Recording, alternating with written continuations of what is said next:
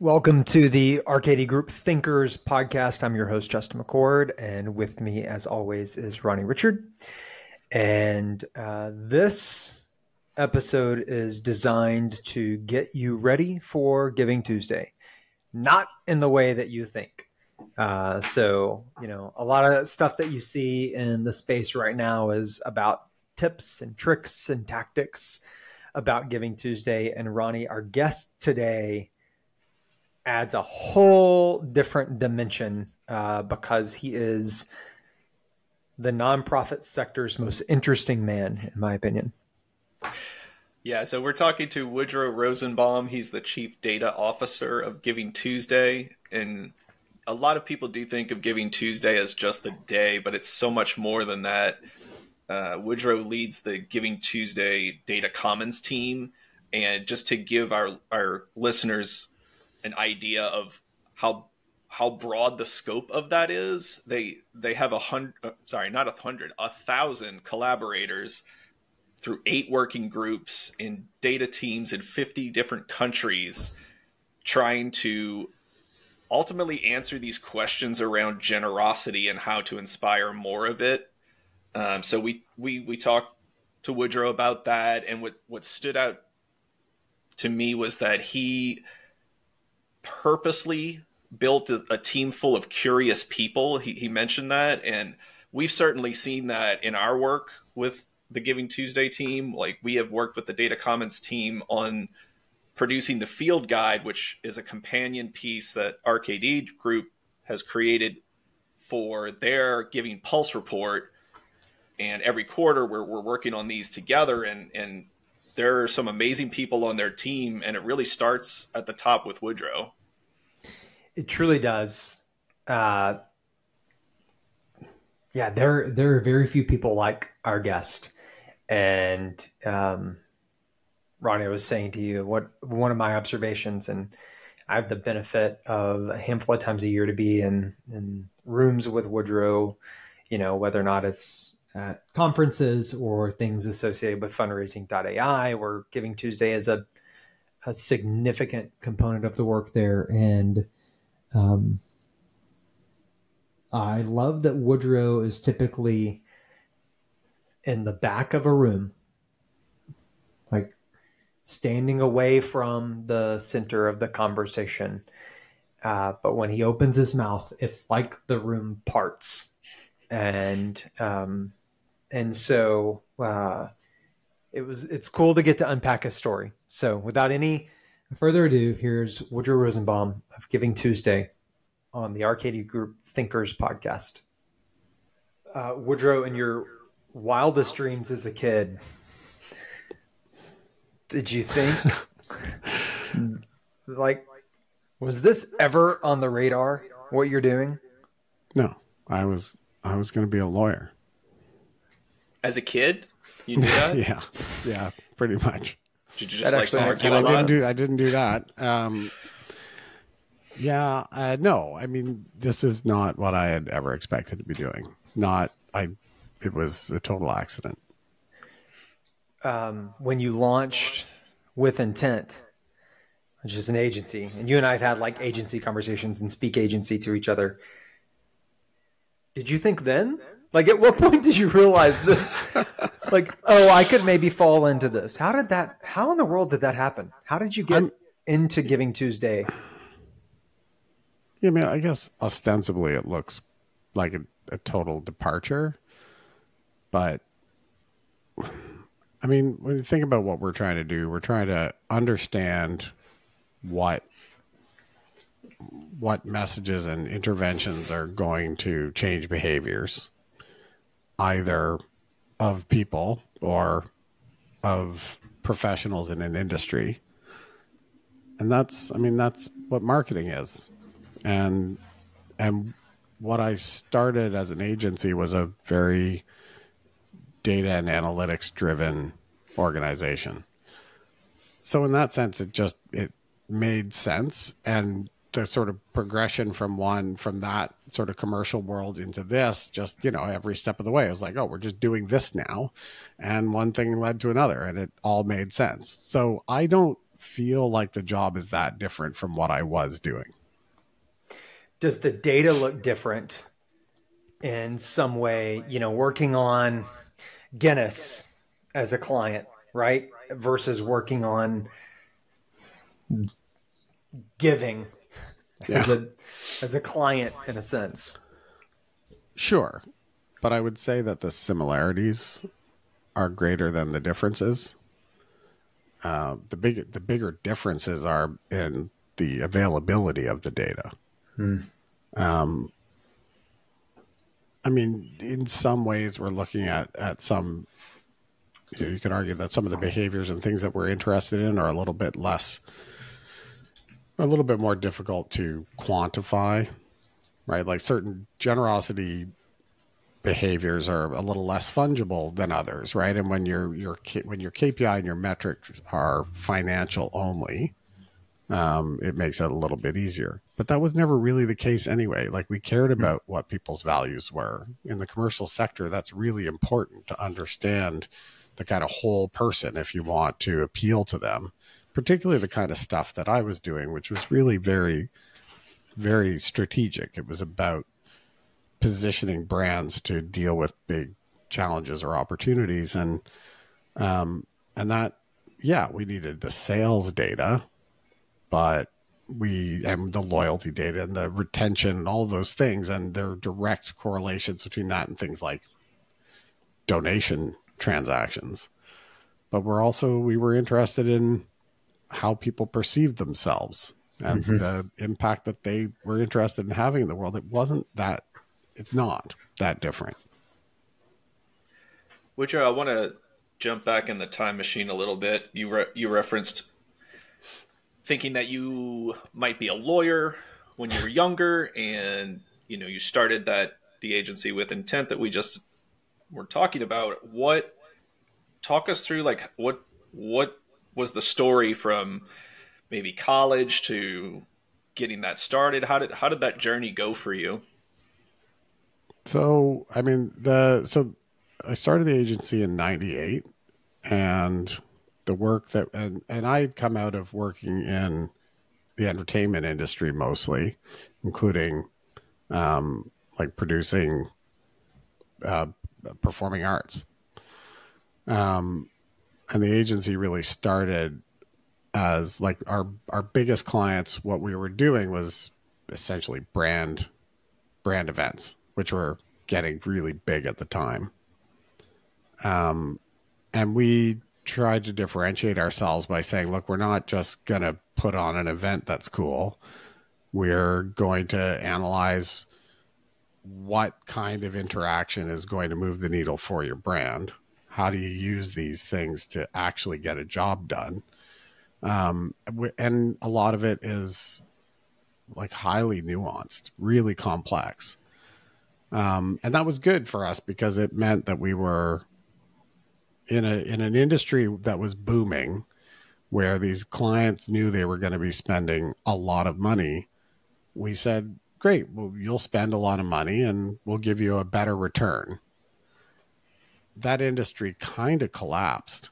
And that was a period where we saw the best growth, because there kind of was, in the marketing world, there was like this new crop of CFOs who came in, and they started saying, look, you can't just keep throwing things against the wall and not knowing what's actually driving sales or not. Like the classic, 50% of my marketing is working and I don't know which 50%. Like these CFOs were like, we don't have patience for that anymore. And what was a growing industry really collapsed. What time frame are we talking? Is it that would have been around 2005, something like that, 2006, where suddenly these brands were spending a lot less money. For us, that was a growth opportunity because we had already established that we're showing you how these things deliver a return on investment. In fact, we had a client that was so skeptical of our results that they had Deloitte audit us for 2 years. Deloitte came back 2 years? Yeah. Cool. And they came back and said that the program was delivering even better than we said, because they found all kinds of other kind of downstream benefit from what we were doing. That was a period of really rapid growth for us, because we were a small boutique agency, and now we were getting a bigger piece of a shrinking pie, but that pie was still way bigger than we could eat. And so that, and then, you know, that was also around the time when digital marketing was becoming a part of everybody's strategy. That gave us more data and more opportunities for access to good data, and we were already set up to use it. So we advised on digital strategies. We didn't execute on them very much, but we used that as a way to understand, what do people care about? What do they get excited about? What is going to make a difference for them? How do we align that with these brands, and designed interventions around that? The rest of that journey, I mean, what was interesting there is that I could tell, like, we'd grown way too much. You know, monthly payroll had 3,000 people. Like, it was, and a lot of that work was highly commoditized. We were kind of selling marketing event, but our real value add was on the strategy side. And anyway, the short story is that when the financial crisis hit, it hit our industry really hard, and we thought we'd be okay because beverage alcohol, and it was not at all. And it really required a rethink. And that's when it's like, you know, what we're actually selling here is our strategic thinking around how to deliver, not the delivery. And so we really started to focus on that. And that's where we were when I encountered a foundation in Canada that had a mission to get Canadians to be more philanthropic, and was doing that as kind of a side gig with the Give3 Foundation, which was really eye-opening look into the nonprofit sector that I knew almost nothing about at that point. And then GivingTuesday was launched, and we had been testing interventions. We were like, well, we should test that in Canada and see how it goes. It went well. You said, yeah, you fell into it, right? Yeah. I mean, when did the data commons idea, when did you and Asha, like, when did that start to come about as a part of the GivingTuesday movement? So that would have been about, I guess, I mean, I would say 2016 was kind of the moment where I was still, as a sort of side project, working with the Give3 Foundation, and GivingTuesday was now in its 4th year there. And I was connected to the team at the 92Y, Asha and Henry, who are running GivingTuesday as a program of the Belfer Center for Innovation there, and to the other now growing group of global leaders who are coming on, who I think we were maybe 7 at that point, something like that. And we had this challenge of, like, how do we measure what's going on, and how do we get a better idea of what the online donations are in the US on the day, just as some kind of benchmark for the growth of the movement. And that was when I was kind of exposed to the lack of data in the sector, and that we weren't going to be able to just go and get it somewhere. We were going to have to build some mechanism and a collaboration in order to do it. And I think that partly, you know, I was in the community and I spoke corporate. So I was like, great, Woodrow can go and talk to these companies and try to get their data. And it wasn't ever intended at that point to be anything other than we're looking to benchmark. But we ended up with a data asset on online giving that no one had ever collected before at the time, just for a single day. But it had really high fidelity. And the Gates Foundation was interested in that. And I recognized that there was, well, and I mean, Asha and I really together talking through, like, what what can we learn from this? We can learn more about the day than just volume. And so the Gates Foundation gave us a grant, partnered us with DataKind to do a hackathon, data dive, they call it. And they brought 300 data scientists together. We spent months preparing for this with a small team of theirs, and then 300 data scientists for a weekend crunching these numbers to understand. And that was where that was the next kind of real turning point, because one of the questions we were getting asked was, does Giving Tuesday just cannibalize the rest of the year? Right.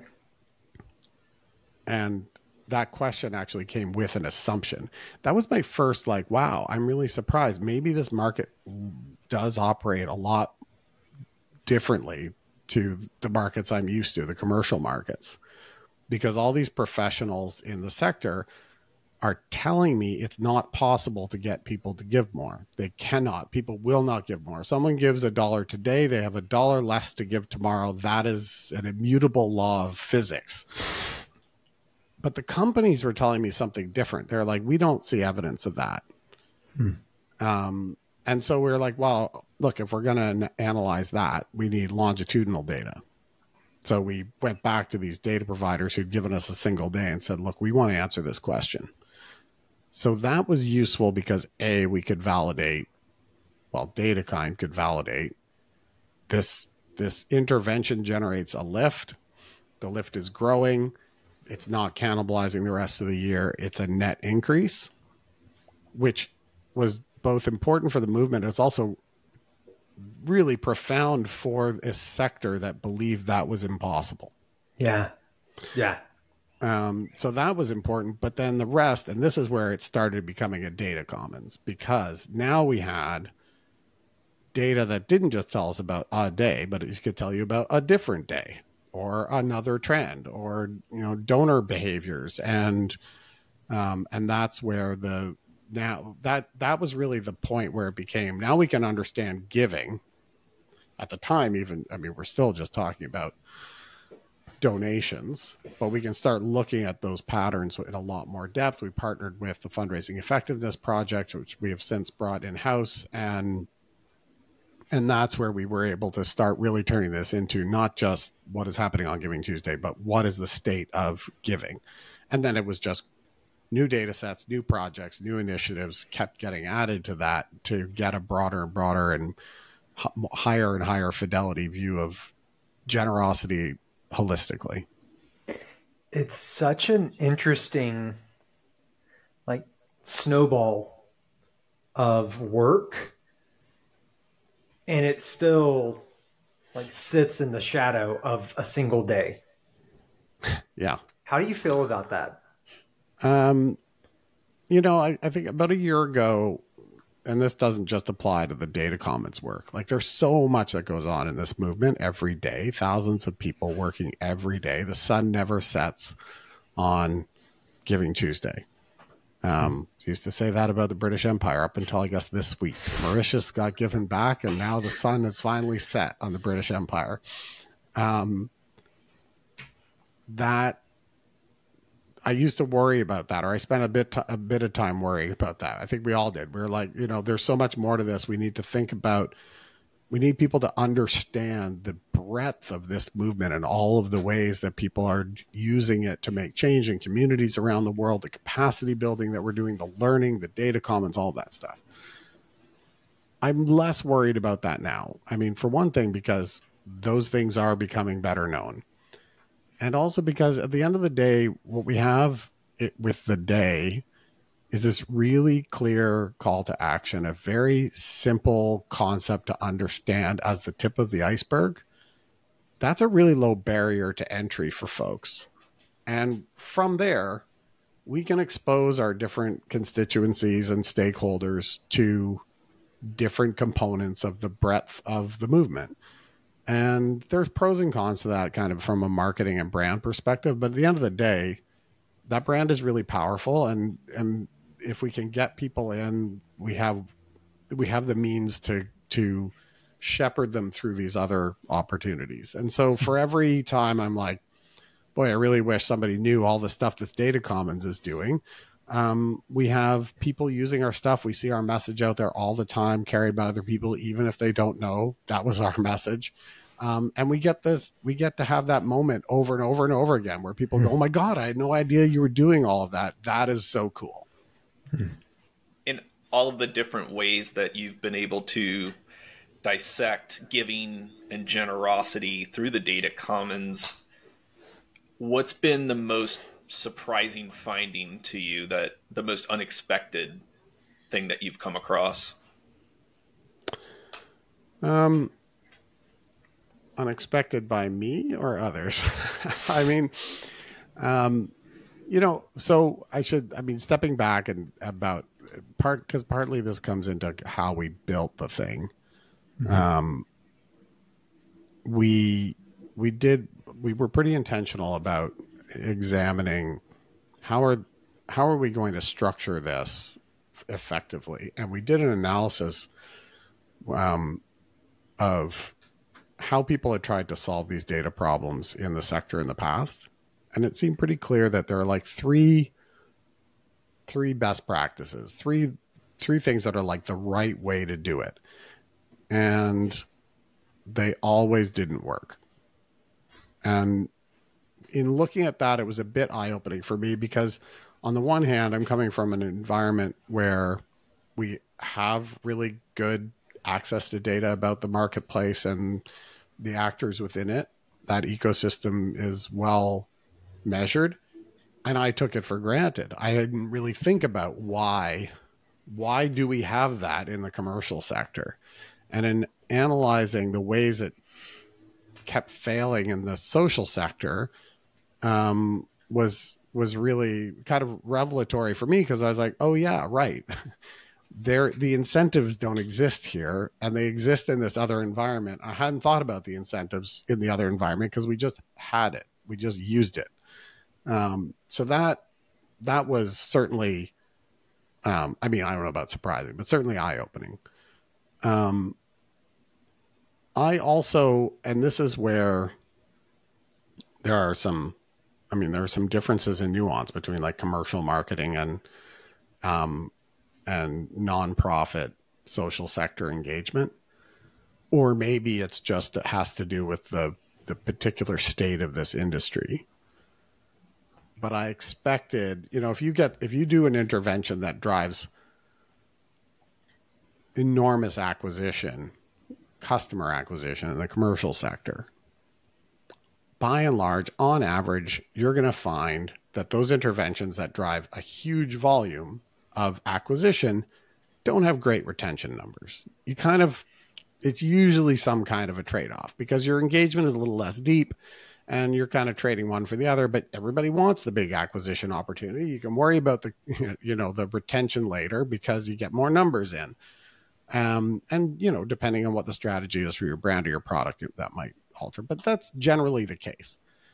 And so I had expected to see the same thing with GivingTuesday. So we see GivingTuesday, it was clearly a big acquisition opportunity early. By the time we were able to actually measure what that looked like, it's the biggest acquisition day in the nonprofit sector every year by quite a lot. Like it is the best day to acquire donors, or the day that acquires the most donors. Right. So I expected to see lower retention rates, and I was surprised to see higher retention rates. And that was something, I try to interrogate the good news regardless, but that was one where I was like, is that right? Can that really be right? So that was surprising to me. And then more broadly, I think that in our work, looking not just at donations, but I know that people in the sector are surprised that we don't see signs of competition between types of recipient or types of giving opportunities, that we don't see that there is kind of a zero-sum game. There is abundance and not scarcity. So I know that's surprising to a lot of people in the sector. We have a lot more agency over our outcomes than than has been believed for a long time. We tend to still act in scarcity more often than we should, even though you and others have shown that there is abundance. Well, and I think the problem is that when you assume scarcity and your approaches end up kind of reinforcing that outcome. Yeah. And it's one of the things I think as an intervention, GivingTuesday's really been successful at, is it's kind of inspired nonprofit professionals to try something out and to just be experimental and just get out there and do something, and sort of and work against that inertia that we see in the sector so much. But it's not just GivingTuesday. I mean, we see lots of indication. The data is really clear. We're leaving donors, we're leaving supporters on the table. We're not tapping into everything that's available. And if you do assume abundance, you're going to do things differently. Mm-hmm. And we do definitely need different. We had a conversation with Cherian, I don't know, 2 months ago, somewhere in that neighborhood. And I asked him something that has become like this ongoing dialogue that he and I have. And I want to ask you a very similar version, because like Woodrow, you travel more than a fair amount. Like you index very high on being places and speaking and whatnot. You also have a family at home. How do you describe what you do to your fam? To my family. I mean, my family tell you that they don't really know what I do. So I apparently haven't done a great job of that. All right. You're amongst friends. Yes. Yes to all of that. Yeah. Yeah. So, I mean, I guess because I tend to default to not talking about that. I talk more about like, what is the GivingTuesday Data Commons doing? What is the movement doing? What are we, right? Like the movement is there to bring generosity as a core value and component of how we build societies and communities. The Data Commons is about understanding all forms of generosity, their impacts and drivers, how people bring themselves to make change so that we can do that, accomplish that mission. So, I mean, that's what the Data Commons does. I mean, sometimes I feel like mostly what I do is try to fundraise for the Data Commons. All right. That's fair. That's fair. That's probably a fair answer to say to the fam, right? Yeah. I mean, when I'm traveling, I guess there's two things I'm trying to do really. Like one is enable our vast network in this movement to be part of building data-informed systems. And partly what I'm doing is trying to instill an understanding of what we are learning and what that means about what we need to change about our practices. What do you do in your spare time, Woodrow? What little you have? What do you do for fun? Well, ironically, perhaps I like to travel. I do a lot of travel, but I don't get to stay anywhere and, really absorb a place. So we took a family vacation to Greece this summer. It was really great. Nice. How many countries do you think you've been to? Good question. I have a list here. 30? 40? Let's see what my stats say. Since 2018. Wait, do you really have a... He has a stat list? Do you have data on the number of... I do. Since 2018, I've been to 41 countries. Wow. So, I don't know. Before that, maybe some others that I hadn't, but yeah, so. Every continent but Antarctica? Have you hit them all? Yep. Wow. It's impressive. And that's just since 2018? Yeah. Wow. Okay, Justin mentioned that you were nearly an Olympian, but he's given me no context whatsoever on that. What a jerk. Nearly a jerk. Just like you were nearly an Olympian. Right there, nearly but not quite. So now I need to know what that means. Yeah. So what he's getting at is I wanted to be an Olympic sailor, and there were only two things that prevented me. The class that I really wanted to compete in, I was underweight. I really needed to be at least 40 pounds heavier, and I just couldn't put it on. I was a scrawny kid. So that was kind of the first obstacle. And the second obstacle was I wasn't good enough. But I don't buy that part. Yeah, but no, really 100%. That is, yeah, I really wasn't at all good enough. So apart from just being too light and not having the skill, I could have made the Olympics. Does that just affect the balance or something, like the weight? I didn't realize that was... Yeah, so the boats I was wanting to race in, you needed to, they were, it was dinghy racing. You needed to be heavy enough to keep those boats flat. And the truth is probably the second factor, the lack of skill, was probably the more important factor. And still only two things I needed to fix. Do you still sail? I protest the second one. I do. No, I was definitely the worst sailor in my cohort. Like there's like empirically, like I know I have the results. I did sail with one guy, club races. I won every club race. I did always win every club race, but that was not me. That was this guy that I was his foredeck crew. I didn't sail every single race, but he sailed twice a week club races, and they gave the trophy at the end of the year to whoever finished second after Peter, because he just won every single thing all the time, and it didn't matter who was in his boat. I was basically a passenger, but in my class where I was actually training, I was, like empirically the worst.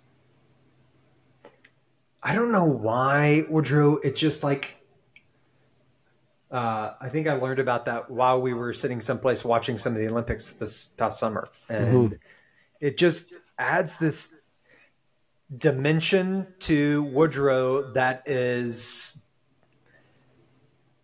totally not surprising. I don't like, it's like, yeah, I can buy that. I can absolutely see that I was the worst. Yeah. You were nearly the worst and nearly an Olympian. I really enjoy sailing. I don't get to sail very often anymore. It's a time-consuming hobby. But yeah, every once in a while I get out on the water. I love it. Yeah. Very cool. So where are you off to next in your many travels? Like, what is the last, this is a crazy time of year for Giving Tuesday. Yeah. What does this look like in terms of the last, 2.5 months? So tomorrow I head to Nairobi.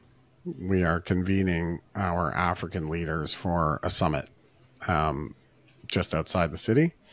And so that is going to take most of next week. And then when I'm back, there isn't a lot left of travel. I mean, there's a couple of things to DC, and there's conference here or there, but the travel will actually slow down a bit until the new year. I mean, for me, I will still go places. I'll still be out there, and I'll be in New York a couple of times, but it's all sort of short trips like that. Yeah. What is the actual day? What does Giving Tuesday look like in Woodrow's world? So the day is pretty quiet. The day itself, kind of tracking what's going on the day. You want to make sure that our tech stack is still there and operating. But the fact is, like, it's the day after that it really gets hectic, because we're trying to get some sense of how many people did how much stuff the day before, and that requires a lot of data collection. And every year there are scrambles and challenges, and usually on provider ends, that we have to help navigate or deal with broken data, and we get it sometimes in a really nice, clean format, and sometimes it's a mess, and there's a lot of spending time on the phone, and it's all our whole team. And then also we have to do the QA and the deduplication, and so that day is the worst day of the year. The day after Giving Tuesday is terrible. Terrible Wednesday. Yeah, exactly. It's pretty rough. And we do get better at it, but it's like every year it is additional challenges. So we'll see. Man, well, I think it goes without saying that we're looking for an awesome end of the year, and for all of the nonprofits that we work with, and obviously all of the community leaders. And you may have fallen into this, but let me tell you, man, we are such a better sector because of you and the work of you and your team. And so we're just so appreciative of you and of our collaboration together and all those things. So just want you to hear that, especially as you prepare for a long plane ride, to know that you are appreciated, even though you didn't make the Olympics. Well, thanks, Justin. I mean, that really does mean a lot coming from you in particular. We really respect your work, and I'm really fortunate that my team is exceptional. We made an intentional decision to engage people not just for their skill set but for their curiosity. And it is that Wednesday after Giving Tuesday is a nightmare, but it is so much better than it was before we built this team, and it does get a little better every year, and partly because we've got really, really smart, interesting, and interested people working on the data commons now, and I can't tell you how inspiring that is every day. Like we ship a lot, and that's because of them. I'm just the guy who's like, can we ship some more, please? They're the ones that have to figure it out. Awesome. Well, safe travels, friend, and we can't wait to talk to you again soon. Yeah, pleasure. I look forward to running into you in person again. Thanks, guys. Yep.